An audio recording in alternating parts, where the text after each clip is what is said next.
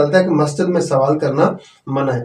آج کل ہوتا بھی یہی ہے, نماز پڑھی, سلام پھیرا, تو ہوتا کیا ہے, بندہ اٹھتا کھڑا ہوتا ہے, جی مجھے اللہ کے لیے میری مدد کرو. یار یہ طریقہ نہیں ہے. ہاں اگر وہ واقعتاً مجبور ہے, دیکھیں نا مسجد میں جو نماز پڑھنا ہے یا اجتماع جمعۃ المبارک کے ہیں یا دیگر اجتماعات ہیں, اس کی ریزن یہ تھی, اس لیے رکھا تھا تاکہ ایک دوسرے کے حوال جانے جا سکے.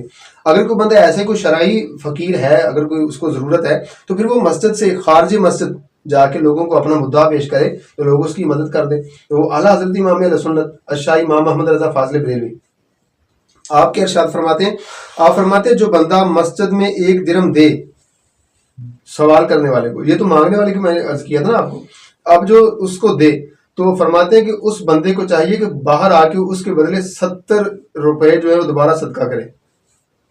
ان کی اتنی وعید ہے مسجد میں سوال کرنے کی اور اس کو دینے کی.